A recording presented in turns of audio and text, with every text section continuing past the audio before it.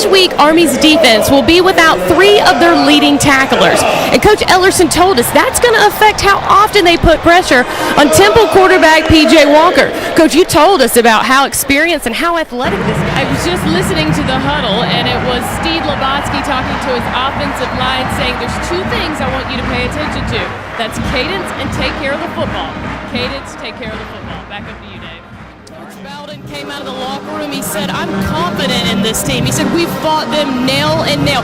We're clawing and scratching to stay in this game. But in the second half, we've got to have better production out of our quarterback. Thanks, John. Coach, your biggest first half of the year. Rate your offense so far. Well, I think that they've controlled the game at times. I was really upset with them at the end, making a couple mistakes, putting the ball on the ground twice. But, our defense, really the story is the defense, giving the offense some momentum, and PJ's made a couple of huge throws. How do you keep their composure in the second half? Well, we have to learn that this is what it feels like, and we have guys hugging and smiling and stuff on the sidelines, and I'm going to go in there and make sure that they know we're supposed to get stronger as the game goes on, and so that wasn't good enough. We got to go play better in the second half, not be happy with what we did. Thank you, Coach. Thank you.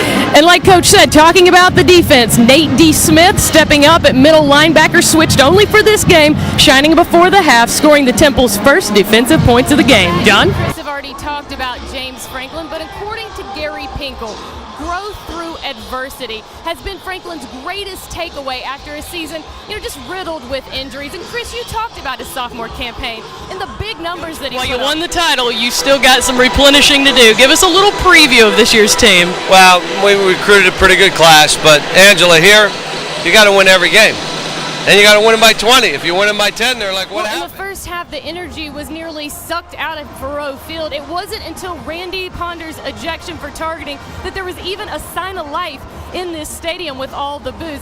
And then after Marcus Murphy scored the touchdown, he came to the sideline, and it was like he was saying, finally, a highlight. And now the fans are back in the game. This manual here represents the passion and commitment that Aaron Murray brings to the football field and the classroom. Started out with a hot hand early with 6 points. He hasn't scored since the 15-minute mark. What does your team have to do to find a little more rhythm offensively? Well, we have to quit turning the ball over and trust each other. The discrepancy was not illegal formations for Coach English. The discrepancy was, can you block below the waist on scrimmage kicks? The answer is no, you can't unless it's a pass play, which in fact it was a pass play, so they were able to block below the waist, and that's what the entire argument was about. Nearly a year and a half since Pat McShane has even been on the football field. It was a time away to really have mental rehabilitation for this young man. Coach Smart, on that second media timeout, you asked your team to go crash the boards. How do you think they responded in this first half? I thought we did better. I was impressed with our urgency on the defensive end. We need to come up with more Coach, of the you loose had to ball. settle for field goals, but you've been able to move the ball. Why has your offense been successful? Yeah, we got to start scoring some touchdowns. They're too dangerous on offense for us to continuously, bog down in the red zone.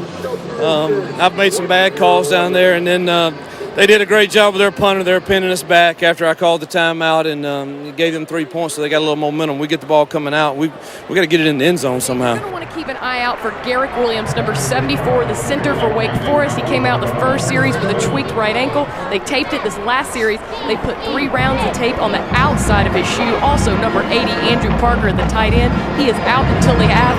He also has a right ankle injury that they will look at during halftime. Dave? Tackle Manesse Foketti. He was an offensive line starter at Kansas State until an injury in 2011.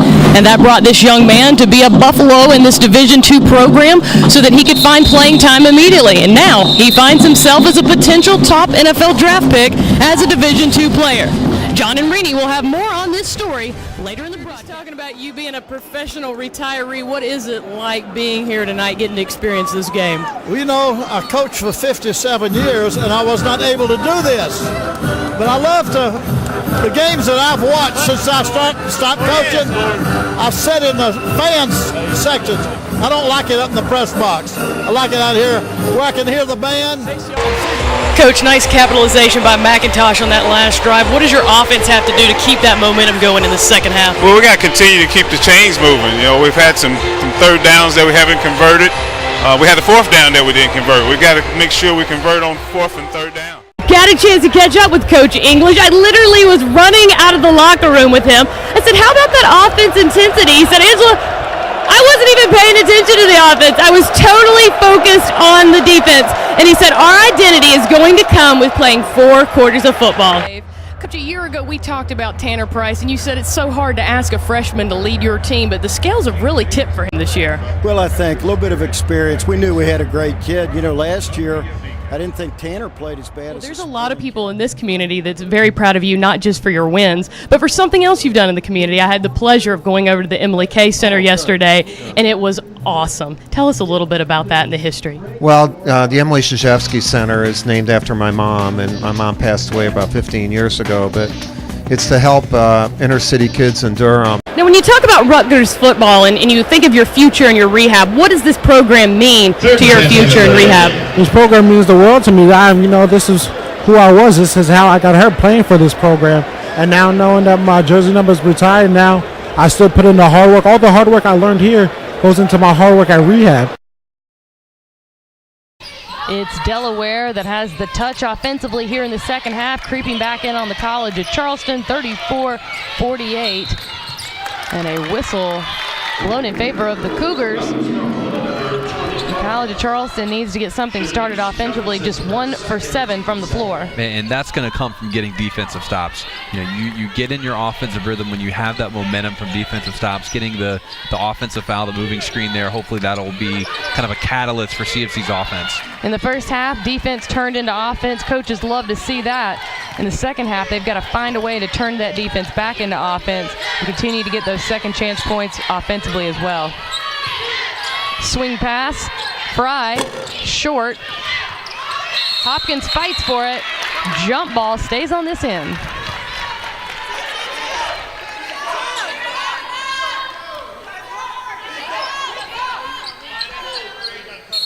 Brown inbounding the ball for the College. Tolbert, no good. Well, that was just kind of a lazy move there, I think, by the College. And wide open. Wow, misses, but Caracciolo misses wide open, but a putback by Buchanan. And you just have to get back on defense, especially when on a missed shot. You have to know that Delaware's trying to push it now. Tough defense. Sawyer on Brown. They've really turned it up on defense here in the second half. They took the game plan from College of Charleston and turned it right back on them. Shot blocked. Fry's shot blocked by Sawyer. 4 seconds on the shot clock, so it's going to have to be a quick play. He took the replay right there. Just great timing by Sawyer, knowing that Fry was going up with it. Delaware on a 13-3 run. Aaron Hall, risky pass, tracked down by the Blue Hens.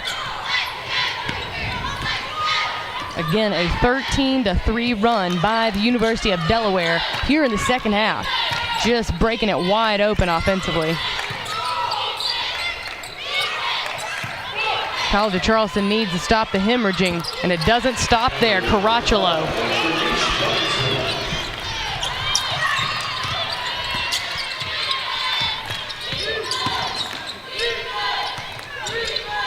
.20 on the shot clock, plenty of time. Michaela Walker goes up, gets called for traveling, yeah. She first thought about passing it out, getting it out to the perimeter when she saw the double team, and then the last second tried to shoot and took an extra step. It just looks like their confidence has been affected ever so slightly. They got to shake that off, have a short memory, and get right back in.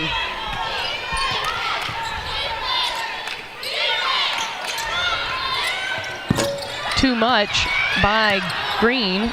Tracks down her own miss. Is it going to be another bucket? Yes, it is. Buchanan. This time, 16 points for the senior. And Coach Adair is just waiting on this 12-minute media timeout. Doesn't want to spend a timeout, but she definitely needs some time to talk to her team. What was once a 22-point lead cut down to 8 points. It'll stay with the Cougars. There's that media timeout you were talking about, Will.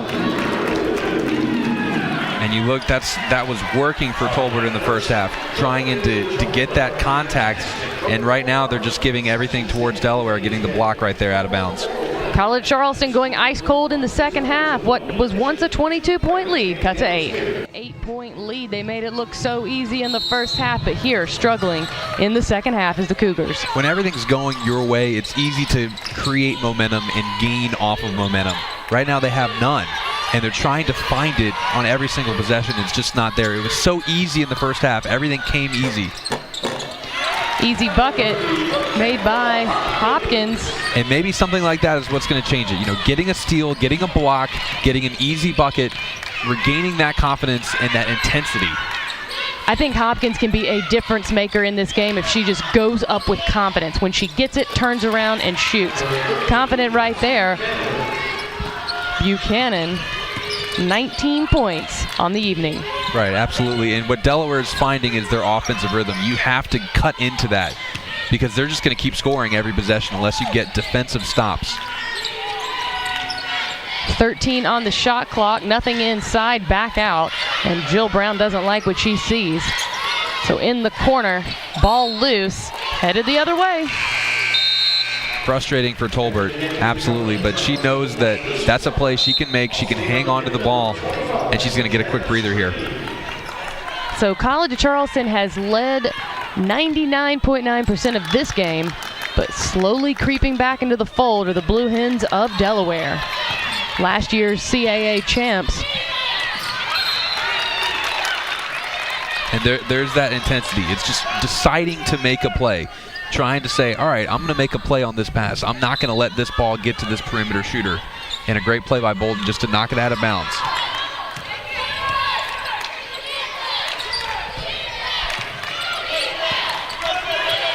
Johnson on the inside, no good.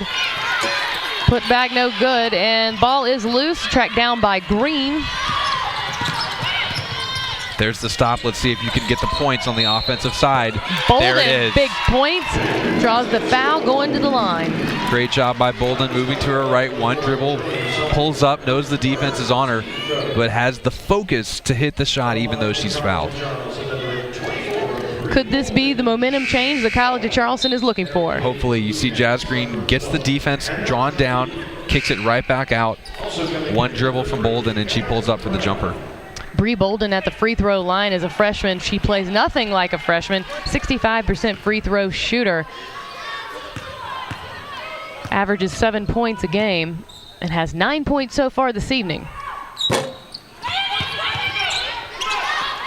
Unfortunate miss and a much-needed momentum point, if you will, if for nothing else. Right. You know, they shot 8 for 8 from the free throw line in the first half, 100%, and now that's down to 9 of 11.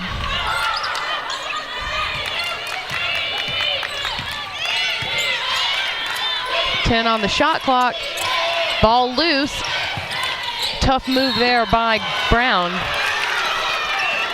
And the Blue Hens like that call for sure. 52-43, College of Charleston keeps the lead, 10 minutes remaining in this game.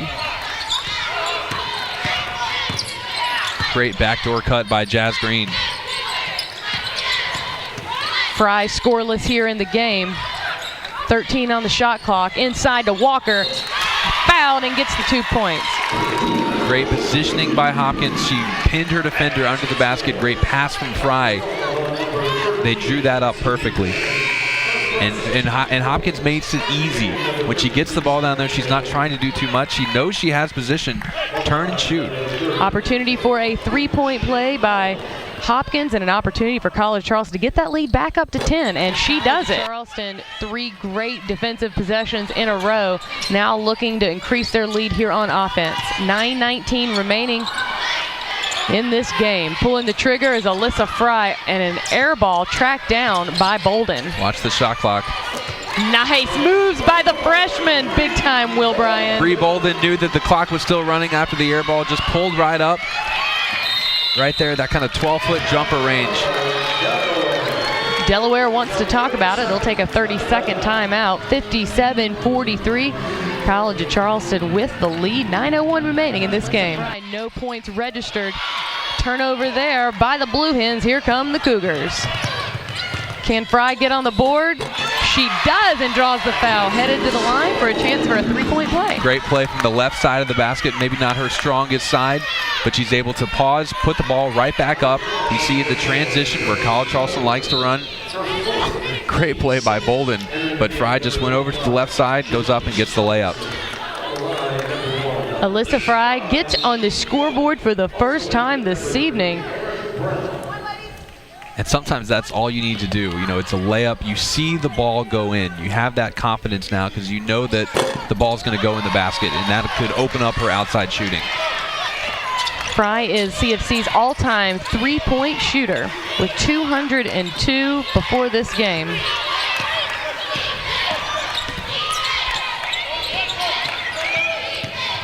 So just in the last minute, College of Charleston on an 8-0 run. A quick whistle there called on Hopkins. So 4.6 seconds differential between the shot clock and the game clock. So College of Charleston will get another possession even if Delaware scores. And we'll see if Delaware tries to go quickly. Ball loose. Good job by the College of Charleston to recover. Great hustle. 22 seconds. Jillian Brown draws the foul. She's somebody you want going to the free throw line for sure. 74% free throw shooter and a huge senior leader on this Cougar team. Except there's only 8 fouls on Delaware, so this is a 1-and-1 situation. So she has to hit the first to get a second shot and make it a 2-possession game. So Delaware uses their last timeout to try to ice Jillian Brown. So right now, one of the biggest moments, perhaps the biggest moment of the game, will be with Jillian Brown when she returns to the free throw line. The 1-and-1 situation, an opportunity to put College of Charleston up by 4. Right now, only up by 2. And heck, you have the opportunity, if she misses the first one, to get that offensive rebound, to reset everything, make them foul you again, and then go back to the line. So everyone has to be prepared for essentially any scenario right here off of this free throw. This will be Brown's first attempt at a free throw in this entire ball game.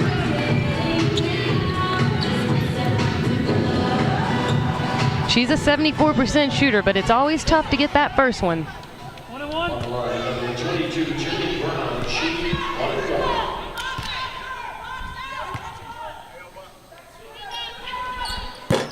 Oh, no good. Can they get the offensive rebound? They're going to call a loose ball foul. Bolden is down on the floor. Refs are discussing right now who the loose ball foul is going to be on. I think it's going to be on College Charleston's Bree Bolden, who's still on the ground. She kind of slid into the chairs here along the sideline. Buchanan on the line for 2 big shots. Tough play going against the Cougars right there. And she sinks the first one. And even tougher that, not to harp on the refs missing that, but they also didn't miss that no time came off the clock. That ball was touched. There should have been time that went off the clock, and the refs never went over to look at that. So it should be down to about 17 seconds, and the refs can change that, and they didn't. We have a tied ball game, 66 apiece, 18 seconds left. It's Delaware that knows how to win. 3 times they've been in a row to the NCAA tournament. What happens here? Tolbert, jumper, floater in the lane. Will it bounce in? Yes, it does. College of Charleston up by 2. 4.3 seconds. Time's running off the clock. Floater. And College of Charleston gets a huge win. The first meeting between these two